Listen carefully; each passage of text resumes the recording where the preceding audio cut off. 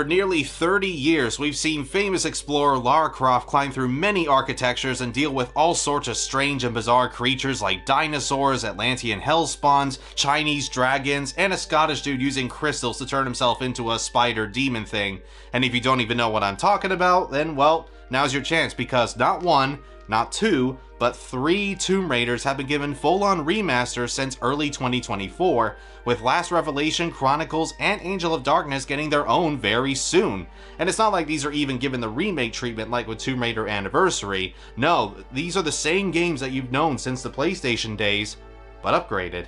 Despite Crystal Dynamics being in the opening splash screens, both development and publishing was partially done by Aspyr and Saber Interactive, with the lead developer being a Tomb Raider superfan by the username XProger, who previously made the Open Lara project. This was a mod for the PC versions of the first 3 Tomb Raiders that offered a number of features for a fresher experience and made the games more pleasing to the eyes for newer PCs. This included added textures, different lighting, increased resolution, a much higher frame rate compared to the PS1 original, and even an option to play co-op, which looks pretty cool. XProger and his team unfortunately kinda got outshined by Crystal Dynamics, Aspyr, and Saber, who took most of the credit. Only until XProger themselves actually spoke up about how it was mainly them amongst a number of other longtime Tomb Raider fans that were running the show. Aspyr and Saber Interactive I'd like to think contributed at least a little bit to the remastered trilogy as well though, even if it wasn't as much as what XProger's team did. I'm sure you've likely heard of them. While they have made a few games of their own, they're mainly responsible for porting a lot of your favorite classics. Some of the most notable for Aspyr being The Sims and a lot of Star Wars titles from the early 2000s, while Saber had the 2 Halo anniversaries, Ghostbusters Remastered, and the Switch port of Witcher 3. So they should have had some idea of how to bring the old school Tomb Raiders onto modern hardware. But strangely enough, back in 2018 there was another developer called Realtek VR who made iOS and Android versions of the first 2 games and announced their own remaster trilogy for Steam. However, that ended up being cancelled by Square Enix, who had all rights to the franchise at the time. The reasons for this are unclear, but I'd probably say it's for the best anyway. They'd most likely just be glorified mobile ports that would be given minimal effort and nobody would be pleased with them. Then we'd end up with another GTA definitive trilogy during launch. Aspyr/Saber/XProger's remastered Tomb Raider trilogy would become a surprise reveal in Nintendo's Direct during September 2023, and wouldn't be released until February 14th, 2024, which, fun fact, February 14th is the canonical birthday of Lara Croft herself.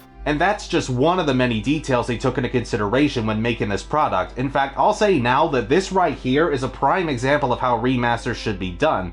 I actually ended up being so impressed that I've gotten myself 3 copies across different systems. I first bought it on Steam and even did a first impressions live stream with my sister Diana if you want to have a gander at that. I then bought a PS5 digital copy back when physicals weren't a thing yet, and the physical copy I did get was for the Nintendo Switch, and I went a step further by purchasing the deluxe edition. It's pretty neat too. You got this really cool looking steelbook of Lara, a CD containing the soundtrack, standard stuff for deluxe editions, but it also contains this awesome little book showing the layouts of every level from each game, including where all the pickups and secrets are. Should be useful for those pain in the ass achievements where you have to collect every one of the items within the 3 titles. I'm happy to say as well that every one of the versions plays very smoothly. Even the Switch release, which I thought would have the most performance issues. But no, it's a perfectly solid 60 FPS and doesn't dip at all from what I played of it. No matter what platform, you're guaranteed to have a stable experience with the original Tomb Raider trilogy, whether you're playing with the old tank controls and polygonal graphics, or with the newer graphics and an adjusted control scheme. Also, for the first time since the 90s, we now have legal access to the game's expansions that came out for PCs during that time and hadn't been re-released for modern systems. Unfinished Business for Tomb Raider 1, Golden Mask for Tomb Raider 2, and Lost Artifact for Tomb Raider 3. Considering this entire package also goes for up to $30, this is an outstanding deal, having so much Tomb Raider content and with various tweaks to make them a little easier to digest. People love to sing the praises of the original Tomb Raiders, but no matter what's said about them, they are rather difficult games to get into for a lot of today's players. Classic Tomb Raider is very much set on this grid-like and open-ended structure with its levels, containing very little in the way of hints and having to carefully plan out every action and jump you make. If those simply aren't the kinds of games for you, then I dare say the remasters aren't really going to change your mind. But maybe the new additions can convince you to at least give them another shot. But before I go further with this, I just want to explain that these aren't going to be re-reviews of the first 3 Tomb Raiders. Since my old videos from way back, I have now thankfully seen every one of the classic Tomb Raiders to the very end, and even recorded footage,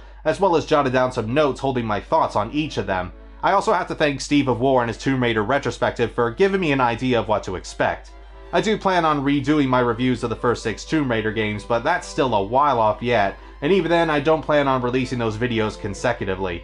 For today, I just want to explain why, in my personal opinion, you should pick up this remastered collection if you have any interest at all in classic Tomb Raider. There is also a reason as to why I've taken so long to get to this package, outside of having other games to review of course. It still gets updates from time to time, not only ironing out present bugs, but also includes more gameplay options and even new outfits and poses for the new photo mode. Basically, I just didn't want to be too outdated with this video in case certain problems did get patched. For example, back when this compilation first launched, the keys with the newer graphics were incredibly tiny and blended all too well with the environments, making it very easy to miss them and potentially run around in circles trying to figure out where to go. I bet you didn't even see that key until I pointed it out, didn't ya? Since then, the updates have sorted this issue and the keys are now a bit more clear. But then you get some other weird updates like the notifications above objects you can interact with. This is an amazingly useful feature just by itself and makes solving certain puzzles less frustrating, though I'm not sure why the actual icon is changed from a simple gray exclamation point to a sprite of Lara's hand. I honestly think the exclamation point popped out more than Lara's hand does, and out of all the updates there needed to be for this trilogy, I don't feel that was one of them. Props to the developers though for adding the spinning 3D animations for weapons and items like in Last Revelation and Chronicles, nice touch. Obviously, the graphics have also gotten a significant boost, and it's cool that despite the upgrade in technology, they try and replicate Lara's appearance from the title screens, cover arts, and all the advertisements from back in the day. They even bring back some cut content with each of the games, like in Tomb Raider 3 where there's an extra scene of Lara waking up in her Nevada prison cell after getting captured. Speaking of the title screens, those have also been redone on top of the box art for this collection, recreating the poses from the PS1 covers of the original trilogy. Additionally, the lighting has been changed to feel more authentic to actual caves or tombs, with added shadows to make things stand out more. Tomb Raider 1 in particular had to take some creative liberties since 3D gaming was still very young and didn't know the best way to add natural lighting yet. Where a lot of the original levels were fairly bright for no reason and didn't have much in the way of light sources, the remaster decides to add stuff like windows or holes in ceilings to allow light to shine through and look more realistic. Similarly, skyboxes have been introduced to this trilogy as well to make the environments more immersive. Thames Wharf, for instance, now shows off the rest of London in the background, while the jungle in Peru no longer looks like it takes place at night, though I can certainly see some split opinions on that change. I don't really mind it personally, but I do think the dark aesthetic of the original graphics, intentional or otherwise, helped draw out the fear of when you're running into raptors and a giant-ass T-Rex for the first time, in addition to the other bosses, all of whom now have dedicated health bars to them. However, if you are a stickler for the old graphics and want those good old pointy moneymakers and Voids of Blackness to return, fear not, because you can seamlessly swap back and forth between the two styles at the push of a button and with no delay whatsoever. It's also really neat that the older graphics have a dedicated sprite for the notifications, as well as the pickups in Tomb Raider 3 using a spin animation, whereas originally you didn't see the pickups at all, and the new subtitles are more pixely and blurry to match the style of the PS1 days. Remember that line Larson said in Tomb Raider 1 that made absolutely no sense at all because of his thick accent? I'll heal and hide you to a barn door yet. Yeah, that one. The most I'll get out of it is I'll heal and hide you to a barn door yet. Well, now after all these years, I can have the subtitles finally tell me what he's really saying. Oh, it's actually I'll heal and hide you to a barn door yet. What in God's name does that even mean? It's a reference to a method of animal skinning that involves tying the carcass upside down by its hind legs to a barn door and cutting the hide off of it? Larson, what the fuck? Unfortunately, the older graphics are still locked at 30 FPS and not higher like with Open Lara, which seems a bit odd considering this is the same person that worked on both projects. But at least we now have official widescreen and resolution increases for the retro visuals instead of having to download and install fan patches. It all nevertheless looks absolutely spectacular with some of the best artwork and design the Tomb Raider series has had yet. But I only really have a few small gripes with the newer graphics overall. For one, while Lara and the other character models certainly look better, the enemies still appear somewhat polygonal, just with smoother edging. While I do appreciate the devs keeping the same sort of art style as the old games, it's kinda weird seeing someone like Lara and the other human characters get a complete glow up, but then see her going against these PS1 looking baddies that are only given a slight makeover. This next issue I believe did also recently get patched, though I found it funny anyway. But one awesome thing about the remade cutscenes is that there's actual lip syncing with the character models as well as the added subtitles I mentioned earlier. However, they still bob their heads up and down frequently as if they're exchanging dialogue like they're in an old PlayStation game, back when all you could do to simulate conversation was by moving your head and hands all the time like a weirdo.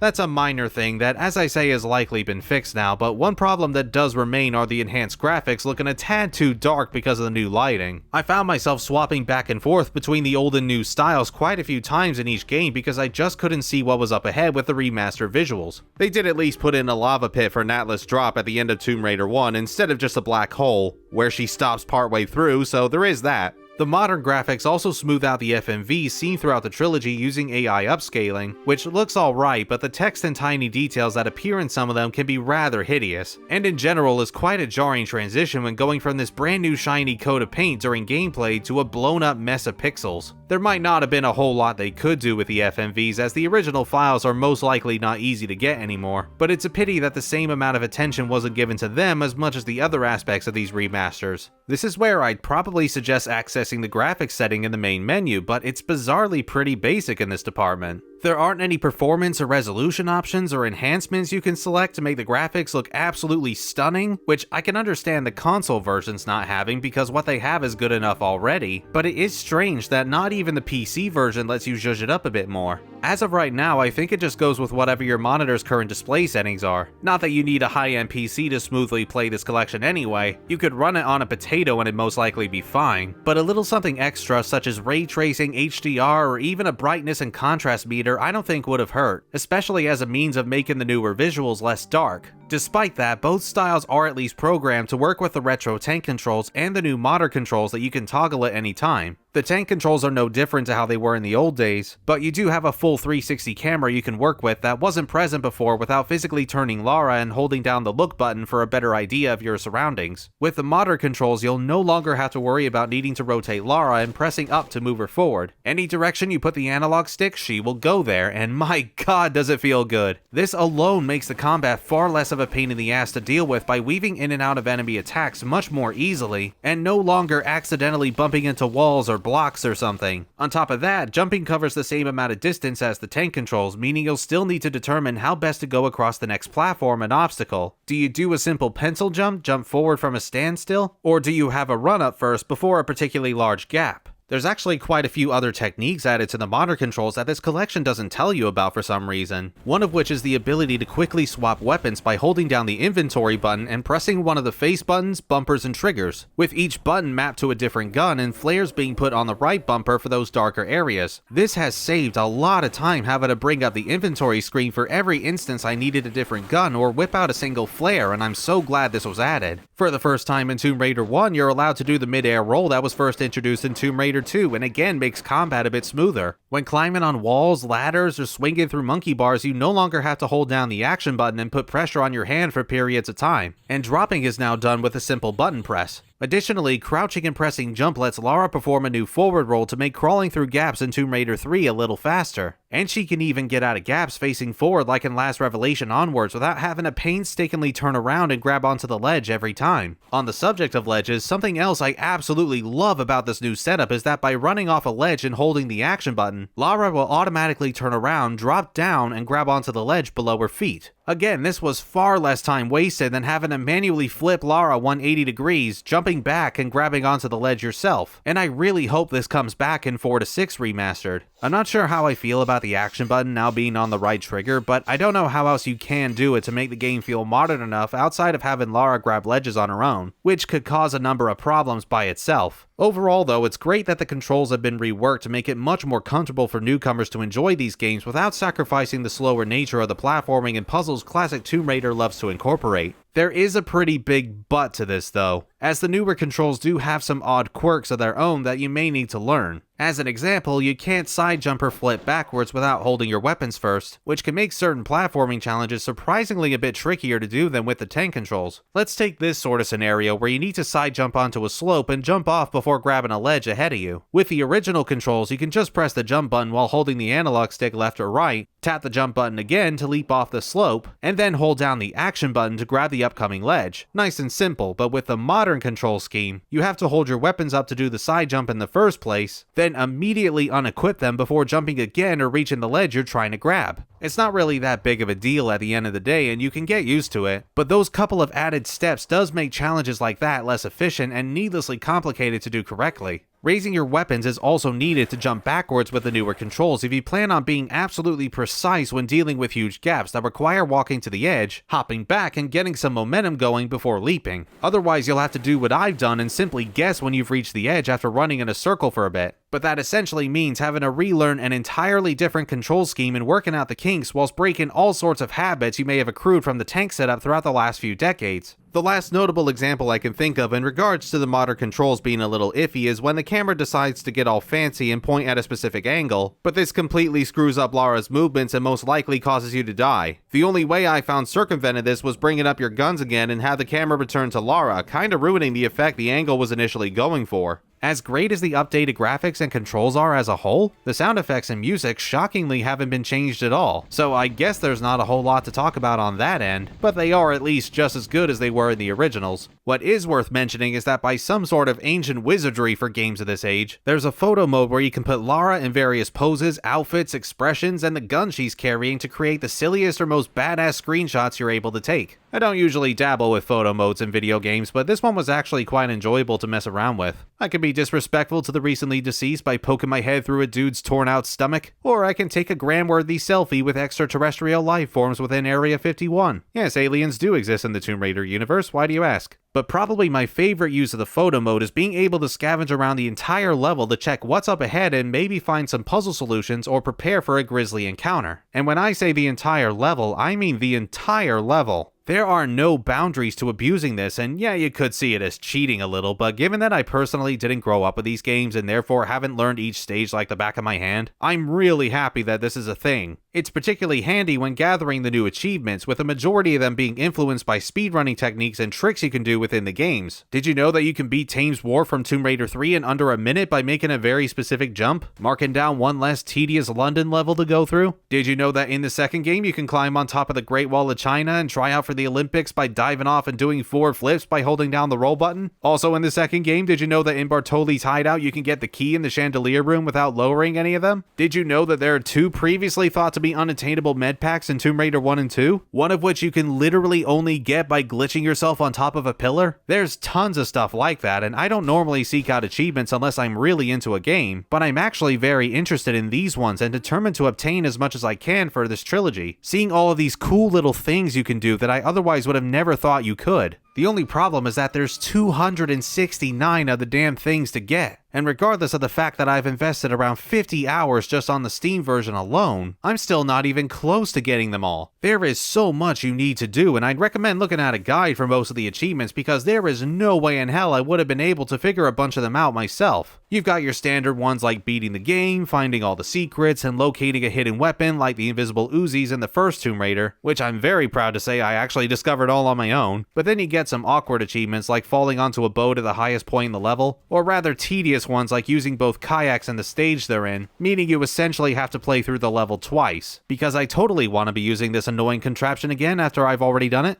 Tomb Raider 1 probably has it the worst with the achievements. There's not really anything unique in the way of speedrunning methods, and a number of them are just not that fun to do. There's one where you have to get 10 wolves to follow you into another part of a stage while they of course try to bite you the whole time. There's another where you have to kill every enemy in the Colosseum while standing on top of the Emperor's Gallery, but then in the same room you have to shoot a gorilla at the highest point, which again you would have to do the whole level over unless you made a save beforehand. There's sadly a lot of ones like that, and it's just not really exciting or intriguing enough to do in my opinion. They don't really make you go out of bounds like the ones in Tomb Raider 2 and 3 do. They're basically ridiculous challenges you can task yourself with. This is where a level select would be really helpful, but unfortunately that's not in this collection either, and I'm not sure why. That seems like a no-brainer to me, which is very odd because in the PS1 originals you do have a level select and maybe even a recap of the story so far. The best you've got in the remasters is filling up a whole save slot for each stage, which you're eventually gonna run out of, so even that's not ideal. A few other achievements though do also require you to play through the added New Game Plus mode for each title, where you not only get to keep the weapons acquired in the previous run and enemies are harder to kill, but the save crystals from the original Tomb Raider are back as well if you feel like revisiting old times and giving yourself a handicap. I've completed all 3 games and gotten a majority of the achievements, but I personally haven't delved a whole lot into the expansions yet. Though I did do a stream of me playing through Unfinished Business and Golden Mask for the first time if you want to check those out. What is slightly annoying is that the expansions don't have their own dedicated save slots, so that means having to override a save from the main game in order to maintain your progress if you die, which seems like quite an oversight, and I hope that does eventually get updated.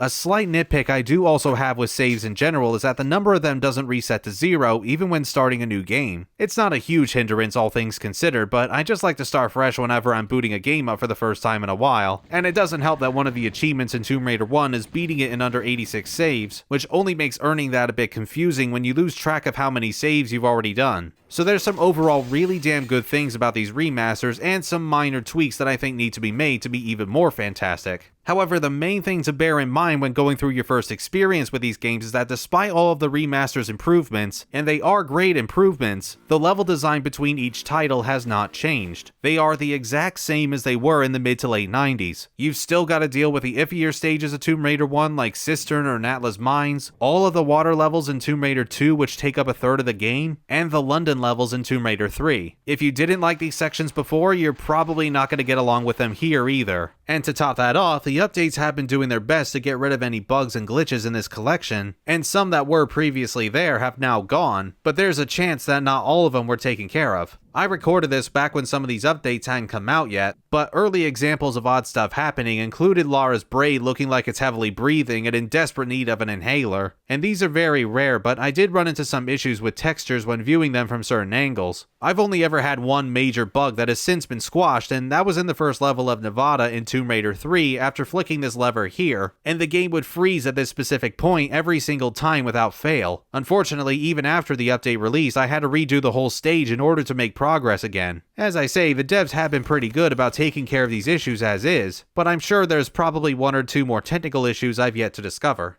That being said, while these remasters may not be necessarily perfect, they do so much right that it easily outweighs the more awkward and annoying stuff. Again though, it really does all depend on whether or not you're even interested in seeing how Tomb Raider started and became the juggernaut of a franchise that it still is today, to the point that it recently got its own Netflix series and was sort of a mix of old and new Tomb Raider, and I thought was actually okay. Not a masterpiece or anything in my opinion, and I think a lot of fan takes saying Lara looks mannish is fucking stupid, but the show does have some cool things about it. We're currently in an age where remasters and remakes seem to be coming in large waves, and I feel like a lot of gamers can be pretty snobby about whether or not they look and play better than the originals, but I personally believe we've definitely had more good remasters and remakes than bad ones. Realistically, I think there's only a select few remasters that are arguably not a whole lot better than the original, whether they just do the bare minimum or sometimes worse. Tomb Raider 1-3 Remastered is thankfully not one of those packages and is certainly one of the finest reworks of classic games that I've seen in a long time. It may have taken 28 years to get there, god this series is nearly as old as I am, and I'm sure it's something that the fans have been wanting for a very, very long time, but the wait has for sure been worth it.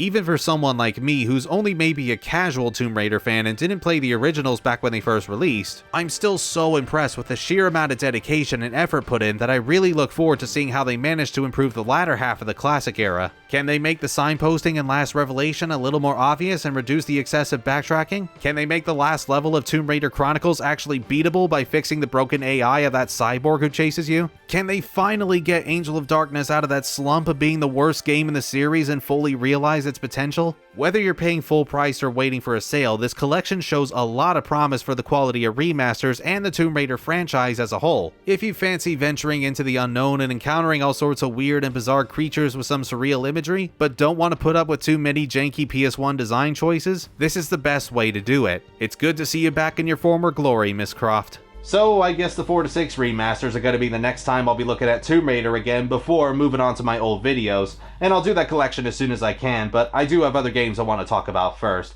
However, as I recently explained in an update video for 2025, I'm actually going to be taking a slight break from reviewing games to work on a short movie and build up my repertoire so that I'm not wasting my film and TV production degree and all that. I hope you all understand, and I apologize in advance for any long waits between videos. I'll still review games from time to time, just not as frequently as I have done before. In the meantime, I shall do my usual thing and say thanks everybody for watching, stay safe, stay healthy, and take care of yourselves. These are the same games you've known since the I was doing so well there. And even recorded footage, as well as jotted down some notes, holding my thoughts on each of them, since, damn it, and work on a short film to build